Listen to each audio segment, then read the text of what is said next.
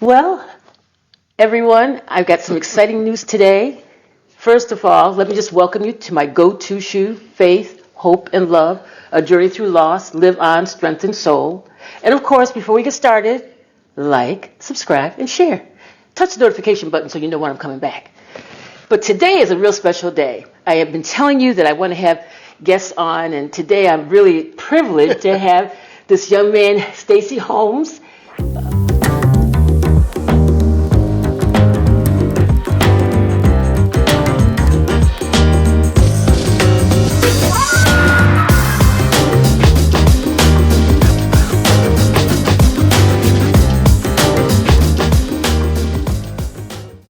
This young man, Stacy Holmes, with us today, and he has quite some good credentials. He does, because he's been working in the television industry for over 40 years. I know he looks pretty young, but it's been over 40 years that he's started when I was 3 years old. So he has got some really special things to share with us, and I really wanted to interview him because he is just a wealth of information, but he is dedicated to what God has given him, and I think that's paramount. The fact that he's committed to do what thus saith the Lord. And you know, and I always tell you that it's so important for us to try to do what God would have us to do. And Stacy's really been working at that, and he's been doing such a good job.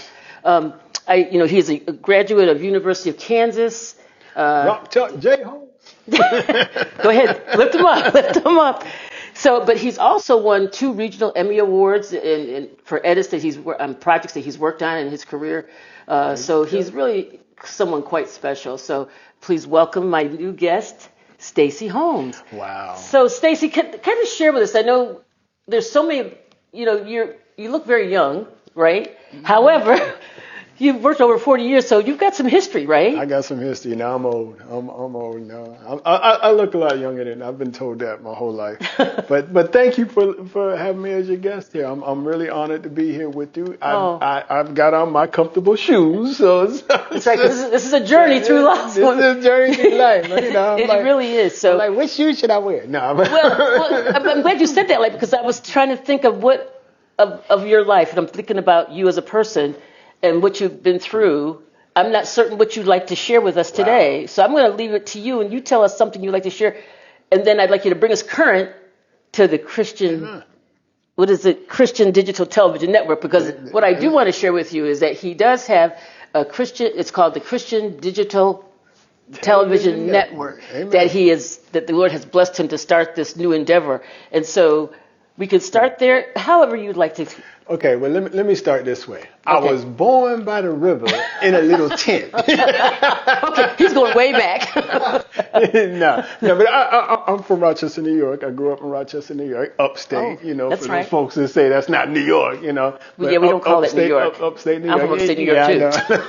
that is New York. That's what I've been telling people my whole life. But anyways, I've got, 2 older brothers. My older sister, she passed at an early age. I've got a couple other sisters. And so, we grew up, typical family in Rochester, New York.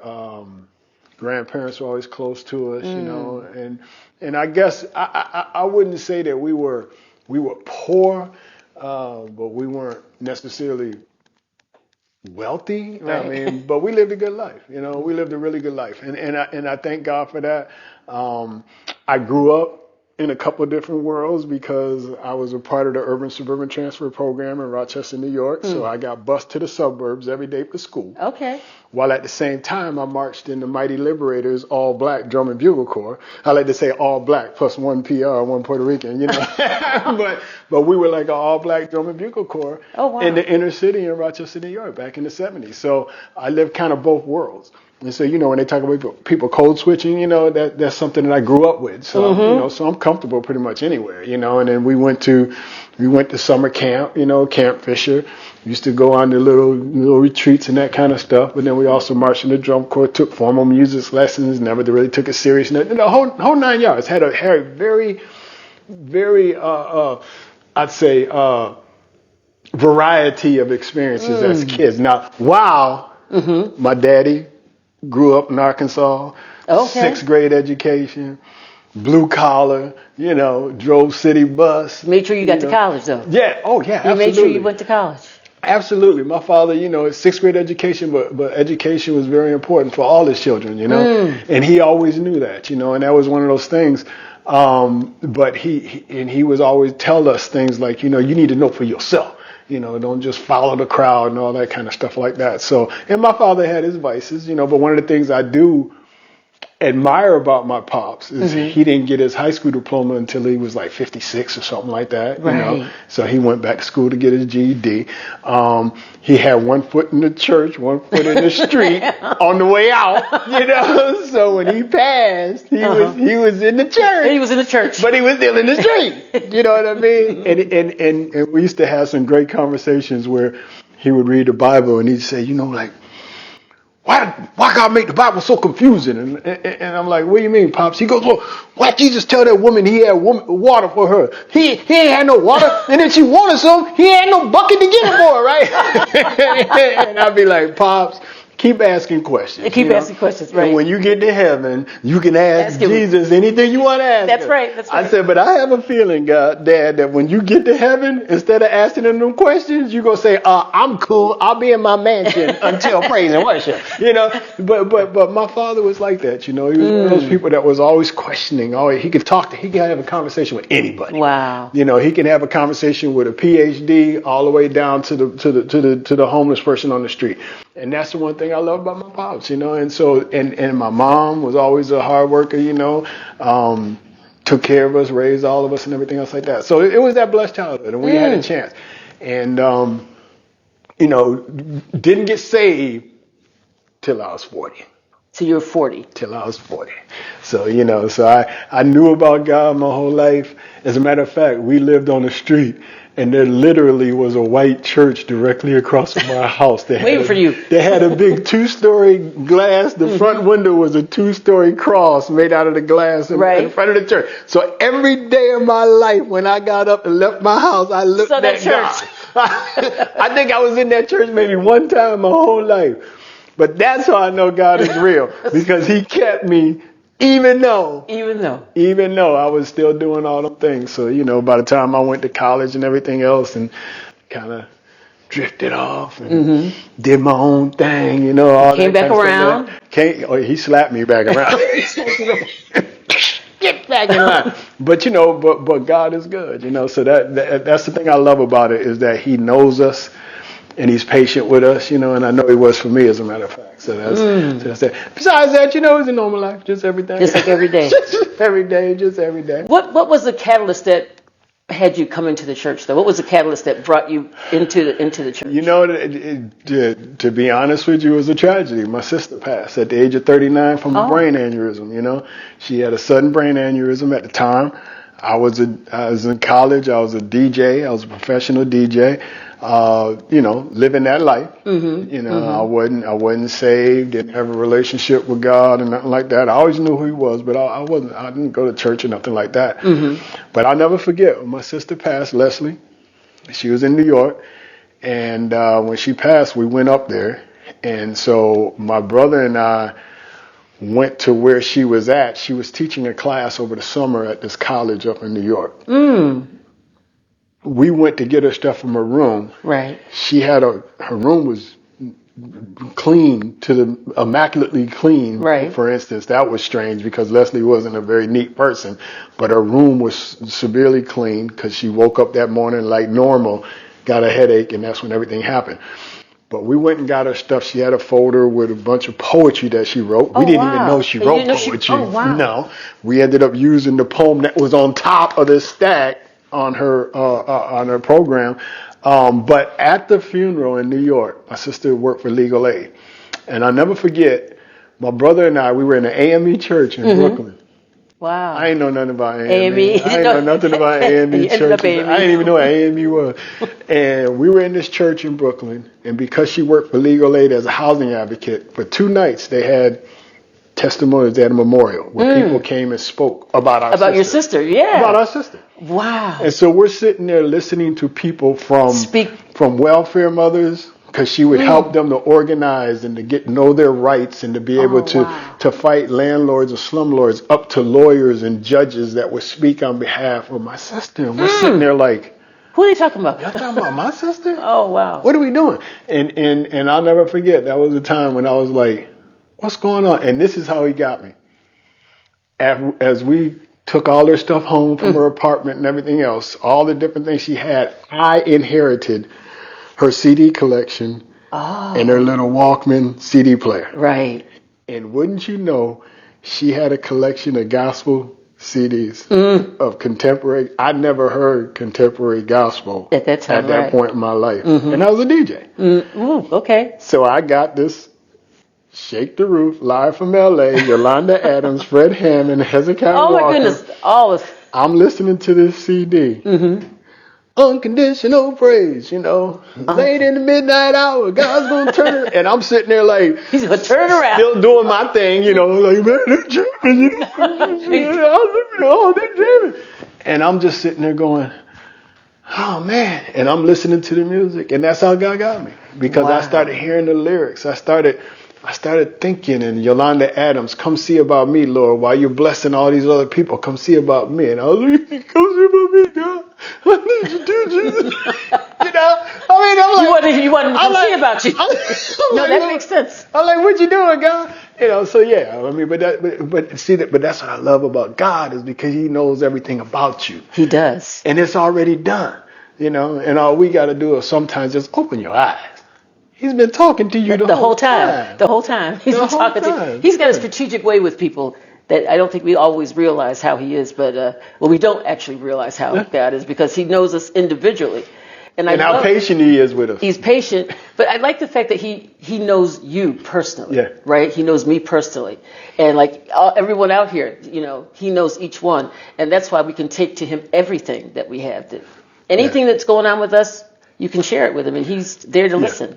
Yeah, and I think that's what's so important about what you're doing here, with My Comfortable Shoe, and and you being so transparent and sharing the things that you're dealing with, is that we're all dealing with something.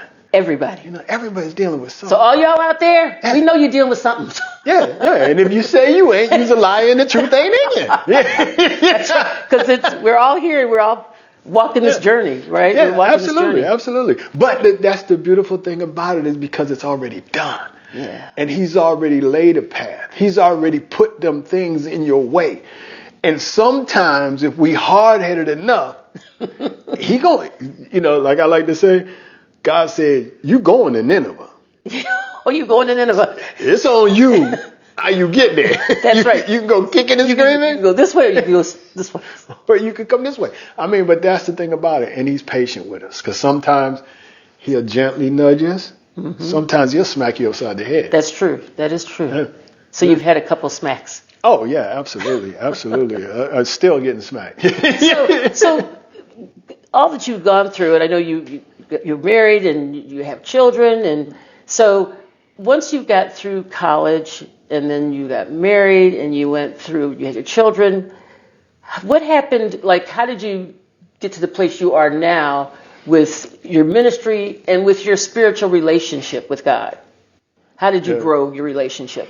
How did you get through your sister's ordeal? Trial and error. And like I said, the music was the portal that got to me, was hearing those lyrics and hearing those words. I started listening to Christian radio. And, so like anybody that's out there trying to get this thing together, I suggest you just surround yourself, immerse yourself in the word. Like you said, faith comes from hearing, right? The hearing of the word. Immerse yourself with music, with listening to Christian radio. Stop listening to the number one R&B station when you go to work. Turn on the radio. Listen to a message. Go on YouTube. There's so much great ministry on the internet, and that's what the whole Christian Digital Television Network is about. There's so much good stuff out there. Listen to stuff that's going to enrich your soul because God's planning stuff in you. And that's the beauty of it. The scripture says that my word will accomplish its intended purpose. But you got to hear it. You got to hear it. And the only way you're going to hear it is if you listen. And I guarantee you, God's got something to say about anything and everything that you are, will, and have gone through. And if you listen, He's got an answer for you. It ain't always what you want to hear. Not always what we want. No. No, we don't want to hear that. God ain't trying to hear that. But that's okay. That's okay.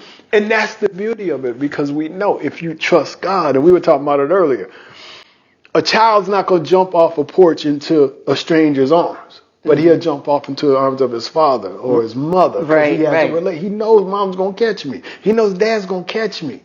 Same thing with God. If you know who God is, you can trust that he's got you. God has brought you a mighty long way. I mean, he's brought you through some things, and you would not have been able to do that if you hadn't done some practical things. And some of those practical things, it might seem spiritual, but actually God has a way of making sure that we hear the right music at the right time. Oh, yeah. And I always say that music is good for the soul. And as hard as it is to lose someone, like you said, to lose your sister, that was hard. Yeah. And that's pain that doesn't necessarily go away. It's there, but we just don't stay there. You don't stay there. We have to keep moving forward. That's if you got sense. If you got sense. If you got sense. I mean, and sometimes it'll take 3, 4, 5 times. Well, folks struggle with that. Yeah. That is a struggle for a lot of people, though. But thank God he's long suffering too. Yes, because he sticks right there with us. He does. He sticks right. Because if he came back today, a whole lot of people would be on. Hold on, God. I'm not quite ready. I was about to do that, But that's the beauty of it. Is that he knows exactly who and where we are. He always has a message for you. True story. You say, how did I get here? Like I said, I used to be a professional DJ. I was never a fall down drunk or nothing like that, but I used to drink. And when I used to DJ, I would work and bartenders would feed the DJ drinks. So I made, tip the night long, and you don't think about it, So I got busted for a DUI. Oh, okay. I'm not drunk. What are you talking about? But I remember the night before I'm going to court. And it's 2:00 in the morning, and I'm sitting there drinking my Slit Smart Liquor Bull, Tall Boys, if you know what I'm talking about, right? The night before I'm going to court. And as I'm foolishly doing this, I'm flipping through the channels. And this is before I had a relationship with God and I really knew anything about him, who he was. And I remember coming across TBN. I didn't know anything about the Trinity Broadcasting Network. I didn't know anything about Christian TV or nothing like that. But all I knew was that there was a brother on there preaching. And he was clean, he had a process, and he was preaching. And I remember thinking, what's this brother talking about? Right. And he turned and he looked at the camera and he said, ain't it amazing how God always lets you hear exactly the right message at exactly the right time? And then he went on to preach Psalms 37, 23, and 24, the steps of a good man are ordered by the Lord, and he delights in his way. And though he stumbles, he's not going to be cast aside. God's going to pick you up, put you back on track, and say, let's try this again. You done messed up. What you going to do now? And that message. That word was for you. That message saved my life. I mean, and that's still the motto of my life, is that God said, you're going to get where I'm taking you. The steps of a good man are ordered by the Lord. And I don't care what you're doing. You're a good man because I told you was. You're doing some bad things. You messing up. You jacking up. You doing things over and over and over and over again. But you're a good man. So you're going to get that. It's on you whether you get there on this side of glory or the other. Right. My goodness. Wow. I mean, but all of that is his long suffering and his love for us that gives you one more opportunity to just get it right. You gotta know, and I just released a book. I wrote a book called. Oh, that's right. We got to talk about the book that you wrote. Yeah, what's the title of your book? The title of the book is It's 1201. It's 1201. Let's go, baby. We got work to do. And the whole premise behind this 1201 is this is a new day. And the minute you recognize that I'm not stuck where I was, The minute you realize that, hold on a second, I don't have to keep doing this. That's right. That's right. Why do I keep going back? You know what they say, the dog returns to his own vomit. Why do I keep going back over and over again, doing the same thing over and over and over again? Exactly. I don't have to. Don't have to do it. That's 1201. That's a new day. It's a new day. So Now, the title of the book is it's 1201. It's 1201. That's the name of the book. Okay. By Stacy T. Holmes. By Stacy It's T. 1201. It's available on Amazon, Westbow Press, anywhere you get books. But that's the whole premise of it, is that the first step to anything is just deciding that I ain't doing this no more. And it doesn't matter. Well, I got a prison record, or I ain't never got my high school diploma, or I ain't got no money, or Don't worry about it. That's yesterday. It's yesterday. You can't change none of that. What do you have now to work with? Let's go. Let's go. We got work to do. And God is such a good God Yes, He is. that, believe it or not, you always got more than you thought you had. I think definitely. And that being said, we can roll forward to the Christian Digital Network broadcast. Christian Digital Television Network. I'm sorry, I didn't get it right. Christian, let me say this correct. I get it right. I know. Christian Digital Television Network. There you go. Maybe it's my handwriting. Yeah. So it's the Christian Digital Television Network. So you started this new broadcast. CDTVN, cdtvn.org. And the idea behind the Christian Digital Television Network is that, no, we're not a studio. We're not a big, like I say, we're not a big gigantic studio with Hollywood's, celebrities and press, and all that kind of stuff. No. We don't have expense account, none of that stuff like that. We're a network of believers, network of people who are doing the work of God every day. A lot of the stuff we do on CDTVN is just point you to ministries and say, this is somebody y'all need to know. This is a powerful video I saw on YouTube. You need to check this out. Because there's all kind of people, all kind of organizations, all kind of people, big, small churches that are doing wonderful things. But if you don't know about it, you don't know about it. And your television network will bring you to those channels. Our whole idea is to just say, check with these people. Look at what they're doing here. Look at what they're doing here. If you need a word from God, this is where you can go. If you need this, you can find it here. We go point you to all the stuff that's happening. That's the idea behind CDTVN, is that if you come to cdtvn.org, you are guaranteed by the grace of God to find something that's going to bless your soul. Personally, professionally, spiritually, we want the whole person. We're going to touch on everything. There's nothing that's off limits, real, relevant, and raw. That's kind of like our philosophy. Real, relevant, and raw. I want to talk about everyday stuff. We ain't talking about just going in the corner saying, "Hold that little." No. That's all important. But the bottom line is like I tell people all the time. There's been times in my life when somebody's saying, "Well, you got to praise God." I'm like, "Yo, dude, I can't give my kid lunch money, man. You got to come better than that, man. I'm dealing with stuff here, man. This is wrong. I just got wrong." And you're angry. And so your flesh is like, yo, I need to retaliate. I'm the wrong brother. You ain't doing that to me. But God said, I got you. And so that's where we need a real word from God that's going to help you to deal with the real things going on in life, And I think that being said, why I believe that the body of believers have to be able to give to those people who don't have, especially in the environment we are in now.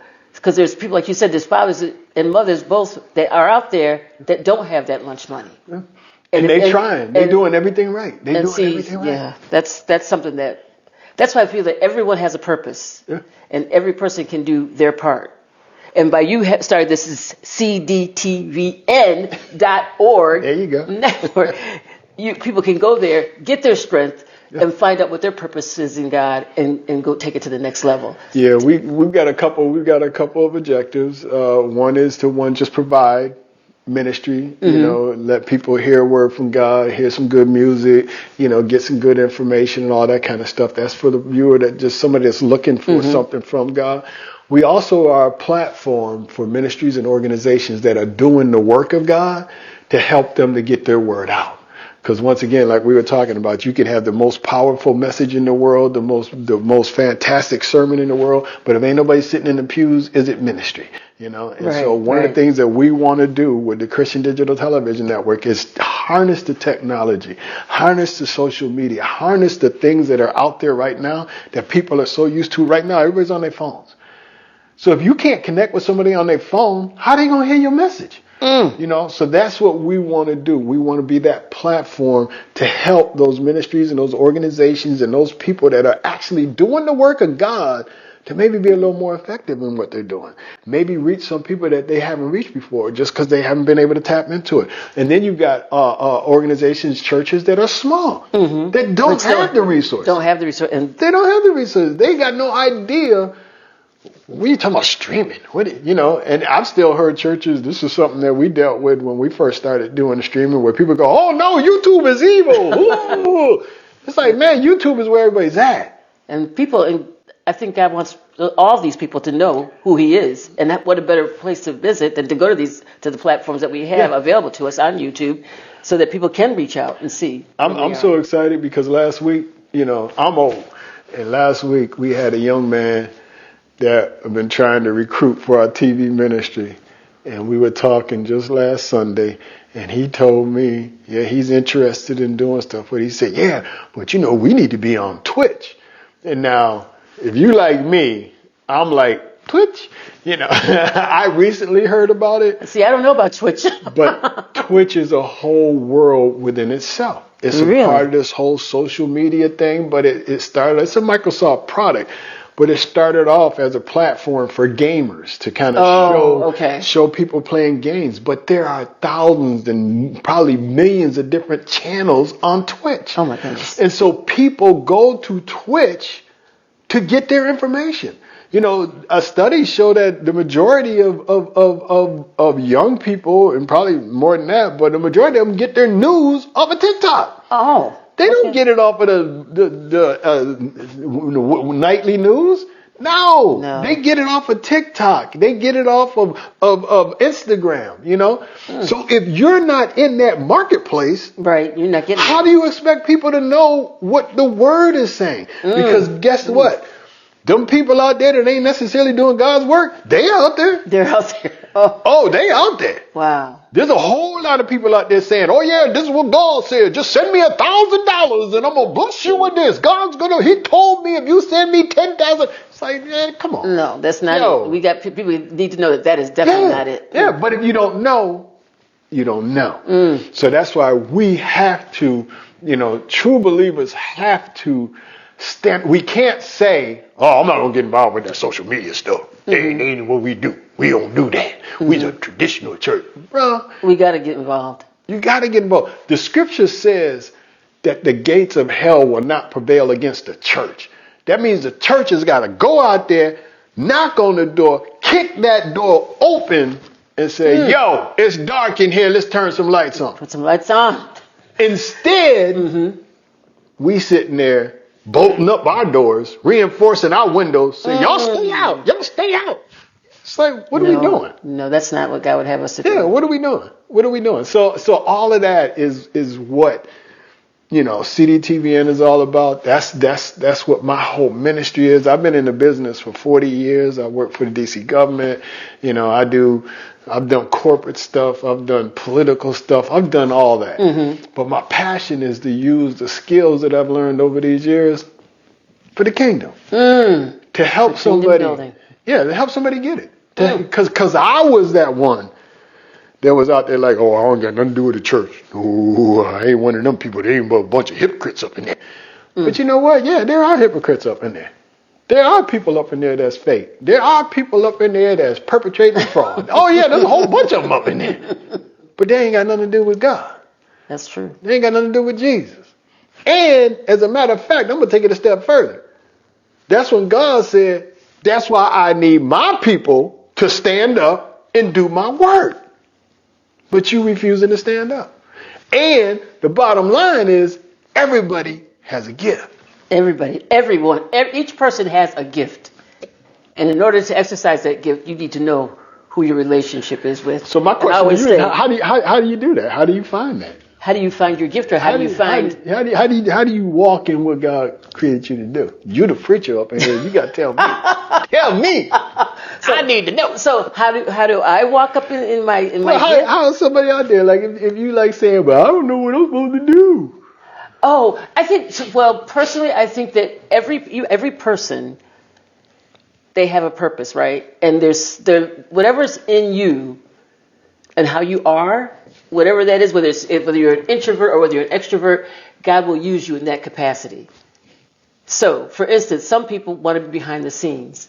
If you start coming to the church, there may be something in you that works quite well in the television ministry, right? Yeah. But it's behind the scenes. You don't want to be in front of the camera. Then there's others who that gift, because the gifts are in us. They're in us. They're in us. And each person, there's not one person that doesn't have a gift. So all y'all out there, you have a gift and you need to be utilizing it. Especially you. Especially, I see you over there. That's right. I don't know what you're doing. Come on, it's 12:01. Let's go. And, because I always say, you have to continue to move forward. You can't be paralyzed. Like sometimes paralysis sets in. I always say that because people don't do. Right. But they can do. And there's a lot of reasons for that too. Sometimes you're scared. Sometimes you don't know. Sometimes fear of failure. Sometimes. But you got to force yourself. Yeah. You got to force yourself. And sometimes that's easier said than done, right? It's easier said than done. Always. And so you kind of have to. But there's some practical things that you can do to see what your gifts are. There are some practical. Yeah, I heard things. somebody say that before. They said that your gift and the calling on your life is not this magical, mystical thing sometimes. It has to come down from the ether. No, it's not like that. No, God, it reveals itself. Because when you go to work every day, you probably don't even realize that your ministry is open in your workplace just by who you are and the way you relate to people. See, people don't realize that's a gift in itself by having that hospitality, showing people that you care. Just by saying hello, how you doing today? Yeah. And not just walking away. I'm staying here to say, hey, how you doing? I don't bypass you. I'm looking at you. I'm waiting for your response. Yeah. And see, that's the thing that people. And you don't know how important that is. It's important. How important that is, and how powerful that is. And sometimes we don't realize the impact we have on other people. And sometimes it's no more than just giving a smile to somebody. It's that simple. Just saying hi. It's that simple. People don't realize. They think it's this, like you said, it's not this big magical moment.